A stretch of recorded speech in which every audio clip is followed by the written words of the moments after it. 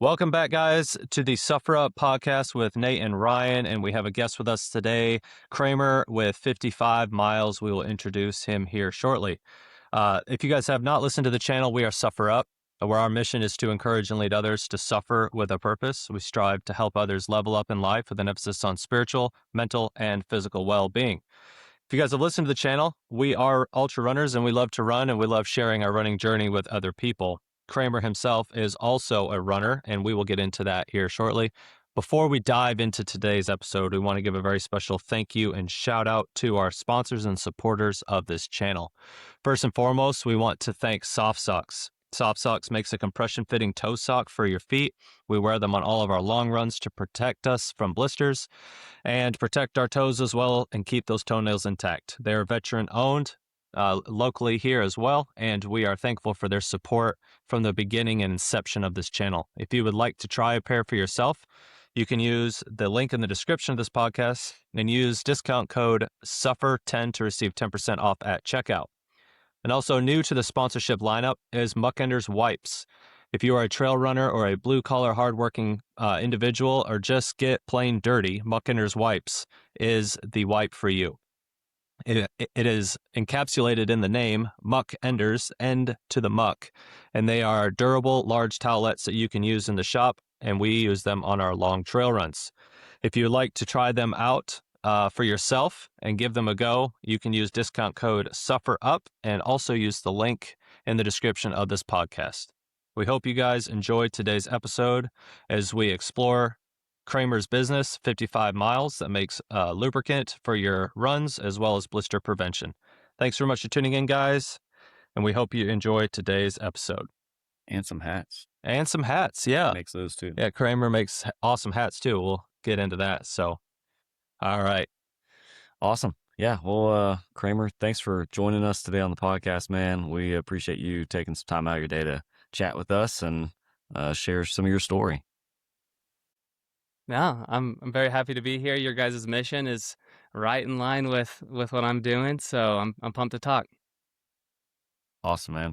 Well, can you give us a brief summary of your history, kind of, and how you got into running? How far? Yeah, I got into running as an outlet from running a stressful business, I guess, is the easiest way to say it. I started running about 5 years ago consistently, and it was kind of my thinking time to relax. And, you know, I'm one of those people that my brain definitely goes to a different mode during running. A lot of mental clarity, a lot of peace. And so I started doing that. Plus I was quite unhealthy at the time. And so it was a really good avenue for me to move and start getting healthier. And then the bug kind of caught and kind of became more obsession. And I'm still a bit obsessed. So that's the quick version. That's awesome. Can you highlight some of the big races that you have done and some of the geographically what areas you've hit for your race journey? Sure. So I live in Colorado Springs. Most of the stuff I've done is around here. Some of the bigger ones, the longest distance I've gone yet is 100K. I did like Desert Rats by UTMB. I've done Ram Party 55 mile. I guess I've also done Moab, Dead Horse 50 mile. I ran Mount Hood as well, I guess in Oregon. So that's one I traveled for, another 50 mile, and then a number of trail marathons. I've only ever done one road race, only trail. So I don't even know like what a marathon time would be on a road or something. That's only training around the city. So yeah, I'm all trail totally. Yeah. Where do you live that you're able to run so much trail? Colorado Springs. So I've got mountains in the backyard, and it's a blast. Yeah, that's great. Isn't Pikes Peak like right there? Yes, yeah. So I've Close done by? the Pikes Peak Marathon a couple of times, and there's a few half marathons where you start in the city and run to the top of Pikes Peak, finish at the top. So that's the ascent. That's Those cool. ones are really, really epic races and super fun. To do a 14 or during a marathon's a lot of fun. Oh yeah, definitely some vert challenge there for sure. That's awesome. When I was a kid, yeah. We rode to the top of Pikes Peak on a bicycle. I have not ran that, but I'll have to come out there and do that. Yeah. That'd be awesome. Yeah. And it wasn't an Very good. e-bike? No, I like bicycle. Yeah. That's Yeah. It that was, yeah. that's tough. And I did, no, yeah. And I was maybe, I don't know, 14 years old. We went out to Colorado mountain biked all the trails quite frequently Yep. growing up. But every summer we go out there and, we hit like Rabbit Ears Pass, Colorado. We were in Springs quite a bit, Denver area, Fruita, Grand Junction. And one Yep. year my dad's like, I want to ride my bike to the top of Pikes Peak and you're going to come with me. I'm like, all right, cool. So Sweet. he had a nice road bike. I did not. I had a mountain bike with knobby tires. So, Oh my goodness. yeah, back then it was, 3x8 cassette. So it wasn't even anything crazy. But yeah, it was, that was the first time I felt altitude sickness. So I'm like, when you get to the Yeah. top there, it's Yeah. like, yeah, this is something else. So Yeah. Man. That's It's pretty nuts. cool. yeah, Well, sounds like we need to go out to Colorado Springs and do a Yeah. group run. yeah, that'd be awesome. So anyway, let's go ahead and dive into a little bit about kind of you alluded to it, stressful business venture and kind of what that Sure. was, and then the inception of your now new business, 55 Miles. Sure. 2019, I'm a bit of an archery guy, and I grew up deer hunting and stuff, and so I made my own like bowstrings and bows and things. 2019, I started a YouTube channel, and then built a traditional archery manufacturing business out of that. And so I grew that for, until last year. So last year I sold the business and the YouTube channel I built with it, and that's when I started 55 Miles. But the stressful stuff is just normal business stuff. I mean, it was employees basically is the most stressful, and trying to figure out how to manage and lead people, and that Yeah. was the hardest part of it. Yeah. Okay. So you've kind of grown up in the archery world, and so like when you say made Yep. your own bows, like you were building them from the ground up, or were you just kind of Yeah. like remanufacturing, or like how did you go about that? Yeah, no, from the ground up. So we'd, all raw materials, bamboo, fiberglass, Wow. whatever it is, hickory handles, and build our takedown recurves, or build reflex deflex longbows, and a lot of bow making kits. Helped a lot of people build their first bows who are interested in building traditional bows. And so, like, I wrote a book, an instructional book on how to build a bow, and then we sold a kit along with that. The main business was bowstrings. We'd sell a buttload of bowstrings. That was kind of the foundation, and then we kind of spread out from there. But it's doing better now that I'm out of it, so I'm really happy for it. But That's good. I'm a pretty good builder. As far as a manager and like just keeping the business rolling and stuff, that's definitely my Yeah. downside, and I need to hire good managers to run the business for me, and I'm kind of the entrepreneur, grower, builder type thing. And so a lot of the Yeah. stress came from managing, which is kind of outside my skill set. I can do it, and I'm always going to need to do some of that, but I definitely put myself in some roles that were kind of outside the things I wanted to do, and I was kind of forced to do them because I didn't structure the business the way I'm structuring 55 Miles. And so I started running a lot because I was like, it is the only time I felt mental peace, basically. Yeah. And then I would get clarity on the business from there. And so I'm really excited to grow 55 Miles, as far as building the structure with quality of life in mind. I'm kind of not as focused on the hustle and grind as I once was, and an overall rounded, healthy life I'm pretty pumped about. Yeah, that's awesome.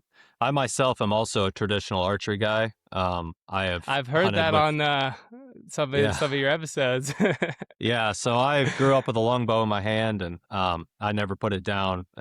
It's really all I've been exposed to. I shot a compound one Wow. time, and a friend of mine said his bow wouldn't shoot straight, and I picked it up and shot, a super tight group, and some of the Just to prove 'em. fundamental, it's like, it's so easy, man. You put the pin where it needs to go and you let the string fly, but there's something about traditional archery that just really kind of helps you connect with that arrow. Do you now find more time to get out in the woods and spend more time shooting now that you're kind of out of that world? Yes, that's part of the reason I wanted to sell the business is because I didn't enjoy archery anymore, and I was like, Yeah, because of the way I structured everything, and I was like, I want this to be something I enjoy, and yeah, and so anytime I'm touch a bow now, it's just for hobby, and there's no business yeah, justification, and that's awesome. yeah. That's great. So And you hunt with bows that you have made? yes, Okay, very good. That's awesome. I have more of a compound background than you do. I grew up with Okay, compound and a little traditional, sure. and then you know with the compound I grew up in Kansas whitetail hunting, and Oh, so wow. I don't know. There was one year where I shot like I shot my buck and had 3 doe tags and got before halfway through the season, and I was like I want more of a challenge, and then so Oh, I yeah. just dove right in and started building my own bows. Oh, that's great. Good stuff. Good stuff. So then tell us a little bit about 55 miles. Before you kind of jump into that, I'll just go ahead and say you were kind enough to send us a sample pack of your lubricant products, as well as what Ryan actually has one of the hats on. It says "Run Happy," Yeah. See it. and we've been testing it and using it. I have been very impressed with it. But one of the biggest things that I love about it is the natural materials. Like the ingredients list has all things that I can pronounce and spell as a fireman, which is great. So just it kind of like outline 55 miles, how it started, and kind of what it is. Absolutely. My first marathon was a trail marathon, and I got 9 blisters, and like some of them were the size of a quarter. I Mm, was about at that time I was about 30 pounds heavier than I am now, so I was a fairly heavy runner starting off, and so I know that played into it as well.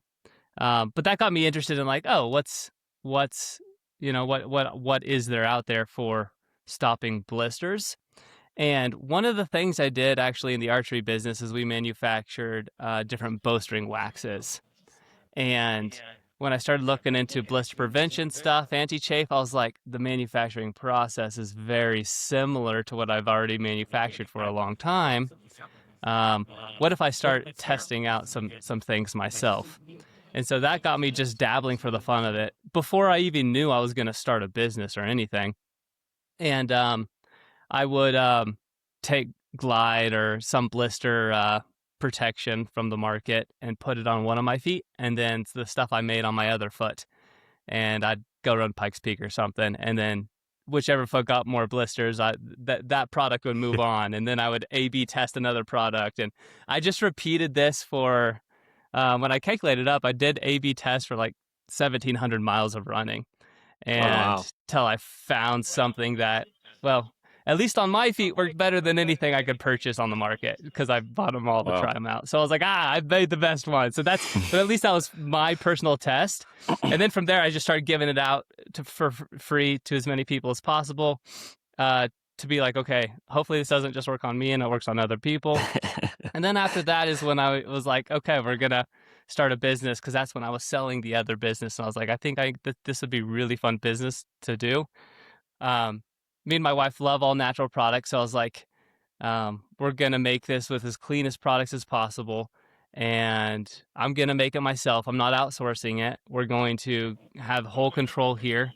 Um, One of my friends always says, "Don't put it on your skin unless you can eat it." And I was like, "Oh, that's an interesting idea." He's like, "Yeah, your skin absorbs it." And I was like, "Oh, that's cool. Our anti-chafe. Technically, you can eat all the products or whatever, you know." And so I mean, don't eat it, by the way, but Yeah. Trail but snack. yeah, exactly, right. Emergency. But the idea of like, yeah, something healthy for your skin, something that just works well, and it's like it's one of those things that the goal of the anti-chafe or the blister prevention and our other products is that um, it would help you forget that you're wearing it because you're just focused on running. I mean, if you've ever had really bad chafing, you know, on the thighs, your underarms or nipples or butt crack, whatever it is, it's like, man, if on a hot day and it gets really bad, it could be really bad. And you Yeah. can't think of anything else, or at least I can't, because my thighs were chubby. And so, Hmm. um, and so the whole idea of the product is that you kind of forget it's there. You know, it's kind of a proactive thing. you put it on for your ultras or your marathons or whatever it is, and then it's like you get to enjoy the race because it's there, and it kind of goes to the background. But Yeah, that's I good. wish we would have found you about a month or so sooner. Yeah. We oh, had a 75 miler that we did. And I had, without getting too explicit, I had chafing so bad that it caused leather skin in the tender bits, if you will, and it yeah, like bleeding open sores. It was absolutely, it almost made me want to quit. Like, I can empathize with people who have said chafing has been an issue before, and yep. how almost race ending that is because the pain is absolutely excruciating. So, um, Yeah, it it's wild how that happens with chafing and blisters. Is like there's people who never chafe or never have a blister, and then they It's go wild. do their 75-mile race or 100-mile race, and it's like their training maxes out around a marathon or yeah, 50K, Yeah. and then they go do this 100-miler, and I'm like, hey, what lessons do you have for the did you learn from your 100-mile? And they're like, oh, the blisters were so bad. But they're like, well, but I've never got a blister before, so it's weird. I was like, well, you ran 3 times the distance you ever have, so it kind of makes sense. yeah, no, that's very true. Yeah, and one other thing that I really love about it is just how sticky it is.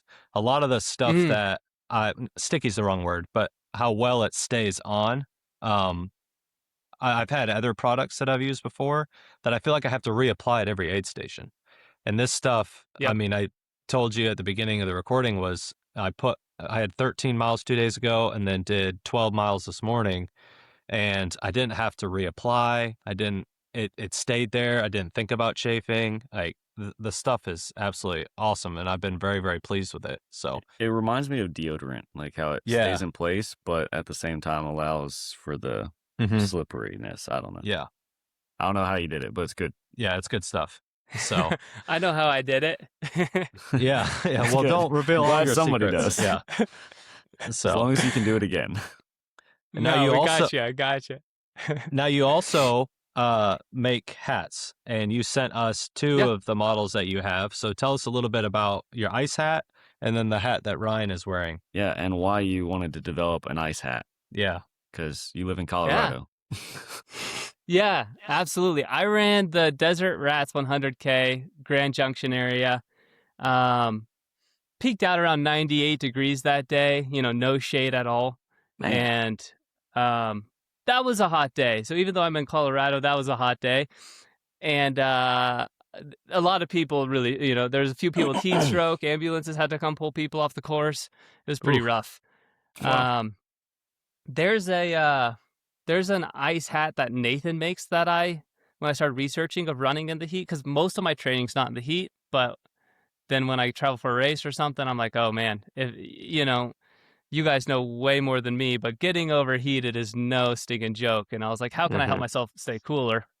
So I bought Nathan's ice hat, but there was a couple things with it, like the brim was really flimsy and it was really thick material. Those are the two main things.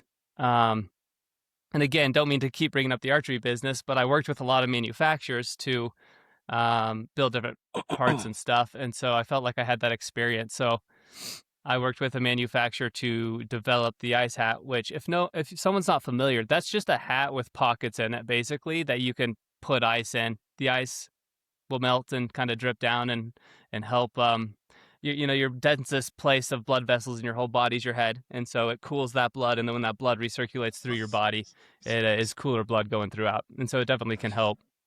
So I just wanted to make kind of a better version than what Nathan had, even though I still use theirs and I like theirs. I was like, let's kind of see what we can do here, and so Yeah. got some samples and then worked with them on the pocket design and the colors and stuff, and there we go. So that's kind of the basics there. And then the hats are kind of fun to make on the website, just to do fun kind of lightweight designs. And, especially because I've had people reach out who are like, hey, I really love your videos. I never chafe or have blisters. Do you have anything? I want to support you. And so it has kind of that thing where it's like, hey, this means a lot to me. Thanks for supporting here. Everyone can use another hat on the trail. So Absolutely. that's kind of the idea behind of it, just kind of a supplemental thing. The business is anti-chafe and blister prevention, but the hats are definitely fun. I even have 3 more designs in the works right now, so Oh, awesome. Nice. it's kind of fun. The nice thing with the manufacturer I'm working with now is we have a deal where I can do very low MOQ or minimum order quantities. So Mhm. I can get 20 hats made. I'll pay more per hat, but then I can test it. And then if people don't like it, just take it off the website. If people like it, then do bigger batches later. So Mm. that's the nice thing there. Yeah. That's awesome. Yeah, we just ordered our first round of hats from Boco. We Okay, got some yeah. custom hats made, so those will be coming to our website soon. Yeah. But Hey, let's go. we could I only think that's a great idea. customize. Yeah, I think it's gonna be fun. We've Yeah. had lots of people like want to buy hats from us, and we're like, we don't have them yet, but kind of the same thing. They just want to support and rep the Suffer Up brand. But we weren't able to like customize pockets or anything in it. We just told them what colors we wanted, basically. So I think it's really Sure. cool that you've actually like taken on the manufacturing customization and been able to, make a wider brim or put pockets on it. That's awesome. Yeah, and as you can tell here, we've got a couple different reps. Like this is from You Run You. He's a ultra runner down in South Florida, and then he's got your hat on, and so we're all about hats in the trail running community. Just wearing hats in general.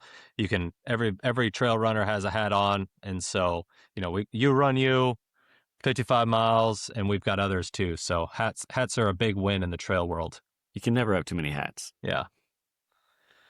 No, it's fun So to spice it up, and yeah, you wear the same thing every day on your run. It gets boring, yeah, absolutely.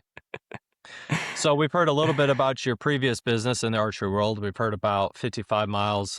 We're using it and absolutely have loved it and enjoyed it, and heard a little bit about kind of your trail history, trail running history. But outside of the business world, who is Kramer? Like, other than running, the business and stuff like that, what other things do you find yourself doing for fun with the family and all of that? Sure. Who is Kramer? Good question. I I I played college basketball on a full ride scholarship, tore my ACL 2 years in a row. My coach took my scholarship. Kind of out of spite, I dropped out of college, started my own business, and been running my own businesses for the past 11 years. Wow. I got married when I was very young. I got married when I was 20 years old, coming up on my 11th anniversary now. I have 2 boys, one's 5 and one's 3 years old. For fun, we go into the mountains and, hike and whatever, trout fish, anything around That's here awesome. that's outdoors we love. My wife is pretty stinking good at business as well, and she's very motivated like me. We're both kind of go-getters in the sense of like careers and jobs and stuff, and so she's better at me than business, I say, and she's doing her own thing right now, and so we're very, very active and very busy all the time, I guess, and so that's where I'm at right now. Is like I'm like trying to improve the quality of my life and create more margin, but I don't have a ton of margin right now. Yeah. So I guess maybe I'm not doing a great job. Yeah. We have a No. couple of like big personal projects that we're wrapping up that will free up a lot of time. So yeah, Two young once we kids, it's get kind of through- hard to have margin. Yes, yeah. It's tough. And that actually no segues doubt. into one of the questions I was going to ask you was, as a dad, a business owner, a runner as well, and you kind of alluded to some injuries you've suffered as well. How do you find time to prioritize your wellness, your fitness, and all of that? Does it look like really early mornings for you? Because I find that I'm running when the sun's down all the time. Like my nighttime training is great. My daytime training, not so much. But what does it look like for you? Yeah. Right now I'm doing like nothing, which sounds well. I had both my meniscuses were torn. So I had a procedure 5 weeks ago, and so like my recent stuff is like 2 minutes jogging, 1 minute walking intervals. Yeah. And so right now, not a lot. How I would prioritize it before is I'd just say, like, me and my wife are really good at communicating. She has a lot of flexibility over her schedule as well as I do. And so it's actually been more about like fitting it in when I can, and it hasn't been a consistent time. But it's definitely like the week of running, especially when we're getting up to some of the longer ultra distances and I'm out for hours. We have that on the calendar. We pre-plan, like, okay, on this day, this is when you're going to be out and running. And so, yeah, we just plan it in. And my wife loves that I run because I am much better when I come back from a run. And so she's ultimately very supportive. And so it's almost that comes before like work and other things for sure. So, yeah. And there's definitely no shortage of trails where you're at. So there's plenty there for you to explore and not have to feel like you're stuck on the same trail all the time. That, I think, is one of the big reasons I run, is because like environmentally, it is so easy. Even through the winter, since we're not actually like in the mountains, we're just right on the, the Front Range here. Like, there's hardly snow days that I can't run. And so there's only probably 5 to 10 days a year I can't run outside. And that makes it's being in the right environment with good weather, like, is so much easier to run than I lived in Arkansas or in Kansas. Like, I was like, I don't know if I'd be doing the same thing if I lived there, because it's just feels like a treadmill running when you're running outside even. Yeah. Yeah, down here it feels like we're running through a sauna in the summertime. You basically are. Yeah, pretty much. That's so insane. Have you ever ran in the South or been and felt the heat down here? Yes, I have. Not extensively, but yeah. I mean, I played a lot. Played a lot of basketball in Texas, and so was there quite a bit, and some pretty decent heat, Houston area and stuff. So but not a lot of running then. It was just experiencing it outside, and it's like, okay, let's go to the gym. I know it's not the same, but from what I've heard is people that run in the humidity, that translates fairly well to altitude. Would you say that that's pretty close just because of the air quality?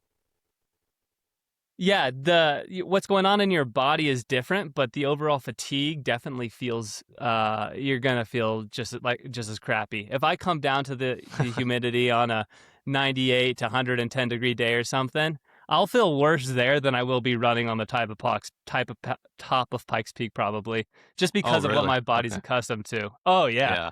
Because I train at 8,000 feet all the time. That's my kind of low level. And then I'll, train above 10 all the time as well. And so, like, humidity, and then there's zero humidity here, right? It's very, like, any heat is dry heat, desert heat. And so my body's so unused to it. Like, if I step into the steam sauna for 3 minutes, I'm like, oh, this is the worst thing ever. And here we are living in basically an ocean. It's nuts. Awesome. But it's cool how the body adapts, and you just get so used to kind of where you're at. Yeah, very true. I think it's cool how quickly it adapts too, because like we could go on a 2-week vacation to either spot, and by the end of that 2 weeks, you'd be way more acclimated to it than you are currently. So it doesn't take that long to change it. And if you had some crazy big race in the mountains or in Florida or something, you could come early and get a little bit more accustomed to it prior to that. Yeah, exactly. And that's like with altitude, that's what they say is, to like, you need 10 days and you're basically fully acclimated, or to come less than 24 hours before the race, because there's the down period of 24 to 72 hours where you feel the worst and feel the effects of altitude. I wonder how that is with humidity though, if it's similar or it's just more time there the better. Yeah, I don't think coming and just running, like showing up and running the same day in Florida would make any difference. I think it would still suck. Yeah. Just come so. I think it's a hydrated. different game. Yeah, just Just- pre-hydrated. Just come Seriously. hydrated and just stay inside until the race day. This is not good advice. There That's you not good go. advice. Yeah. No, that's good. Just bring an ice hat. That's what you need. Yeah, bring an ice hat. Well, actually, I'm super excited to test out in some serious heat, which we've been graced with some good weather. Yeah. It's May and it hasn't gotten crazy hot yet. It's been like 80. That's mild for nice. us, like 80 and 80% humidity. It's not even that bad right Oh, now, that's but yeah. See, that's it's so not even bad. bad. No. Yeah. That's not bad. Normally, like in the Yeah, summertime, I'm treadmill we're running in that a day. shop right now, like a metal building that's not really insulated, and I'll walk out here and there's moisture on the inside of the walls just from it being humid. It Yeah. is rough in the summertime. Yeah. Almost unbearable. So, I'll just pause here. Can we get you back? Okay. Yep. Cool. We'll just pick up. Again, I'll edit all this out. It's not a big deal. So yeah, Awesome. let's segue into, we ask all of our guests this question. Sorry, before you get to that, kind of backtracking. You said that you just had surgery on your knees, right? I actually got a different treatment. I got stem cells injections. Oh, cool. Okay, gotcha. But you're out of the run game right now, or for minutes at a time. When do you expect to be healed, and what's your next race that you're looking forward to doing? Good question. I have probably about 30 to 45 days before I'm full on running as much as I want. Awesome. There is a local challenge here. Kind of alluded to this earlier, but it's called the Garden to Peak Challenge. It's a 3-race series where you run a 10-mile race through Garden of the Gods, and then you run the a bar trail mountain race is what it's called, which runs it's a half marathon. You run halfway up Pikes Peak and then back down, and then I'm doing the Pikes Peak Marathon, which is to the top of Pikes Peak and back down to the city, and they combine your times from all 3 of those races. Cool. And so it's a fun little local series here. So I'm signed up for those. I don't know if I'll be able to run the Garden of the Gods 10-mile. I'm hoping I'll be able to just at least jog it, and even if I can't race it, I'm like, I think I can do 10 miles by then. Yeah. When is that? But that is beginning of, it's like June 14th, I think. I'd have to look at the exact date. That's that about a second month week out. in June. I know, but I'm like, I'll have to see what my physical therapist says. I'm a little stubborn, so I'm like, I'm definitely doing this, but I maybe need to relax a little. Been there. But the recovery of the knees is going really good. We're also doing some expo booths and sponsoring these events. Good. And Awesome. so that'll be exciting because we'll be there in person with our products and selling them and such. So Great. That's really cool. Nice. Yeah, we'll make sure to add those details also in the show notes for anybody who might be attending or listening to this to check out 55 Miles booth at the event. So that'll be super awesome for you guys. I hope that serves you guys well. So one question that we always ask everybody that's on the channel here is, when was a time in your life where you felt like you were at a low or a suffering moment, if you will? And then how did you see yourself through of that moment? And what were some lessons that you learned through that? this is something I don't recommend, but I'm glad I did it. And it was right when I was starting to get interested in ultra running. I ran my first marathon as a trail marathon, and that marathon was in March. And then I ran a 50K in April that same year, so a month later, my first 50K. And then a month later, I did my first 55-mile race. And so from my longest run is 16 miles to 2.5 months later, I was trying to do a 55-mile race. And the thing was, I didn't feel like I kept the commitments I made to myself. Like I would say, oh, I'm going to do this. And then I would just let it slide through and not keep those commitments. And so I felt like I needed to prove to myself I would keep, if I said I was going to do something, I'm going to do it, no matter what it is. So when the 55-mile race came around, I was very sick. The day before the race, I laid in bed the entire day. I couldn't, I had a really deep chest congestion and a light fever the day before the race. But I was stubborn enough to say, I'm going to keep my commitments because I was at a fairly low place at that time. And so the goal was to keep the commitment and actually run the 55-mile race. So I did, and it destroyed me. It was such a great day and the worst thing I did. So I had fever throughout the race. My lungs were literally like sore for 6 weeks. Like it hurt. Once I finished the race, I was 3 hours after the race, I was laying in bed and my heart rate was like 138 and I couldn't settle it to fall asleep. Goodness. And I was just laying in bed for hours. It's not good for my body at all, but for my mind, I think it was actually good because it was almost a turning point of I am the type of person who does what they say, and not even externally. This is before YouTube videos. None of this I shared online or anything. This is just my own personal. I want to prove to myself that if I say I'm going to do something, I'm going to follow through on it.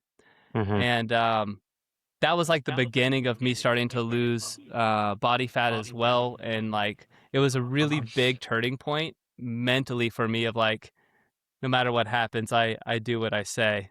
And I think continuing with that theme of keeping the commitments I make to myself definitely helped me get to a healthier place. Yeah. No, that's really good. Sometimes, when we talk about commitment a lot on the channel here and being, a man of your word and commitment and all of that, but there's also a fine line to toe between, obviously safety was a factor here for you. And you also have a commitment to your family to be able to perform. So what commitment do you prioritize in that moment? Even though you want to honor the race commitment, sometimes that commitment, there's other commitments that we're called to be a part of. So yeah, that's a really good lesson. Yep. And today I have like rules about like DNFing and stuff where it's I'll drop out of a race if I need to. There's no ego. I think dropping out's a great thing. And it's like if recovery is going to last me more than a week and a half, it's not worth pushing through it for me. I'm a hobbyist runner. I do it for the fun and stuff. And so like it's not worth long-term injury. But on that one day, I think I might have needed it mentally. But I won't do that again. Yeah. Yeah. But you finished the race, right? I did. I finished the race. Yeah. So you have the switch that you can unlock now. So it's an experience that you can call back on. Yep. Yeah. Most of the time, I'm the type of person who has to dial it back. I'll run myself till injury very quickly. And so I've got to be, I have to stop really early compared to what my motivation is. Yeah. Well, that's not a bad problem to have, but it's better than quit.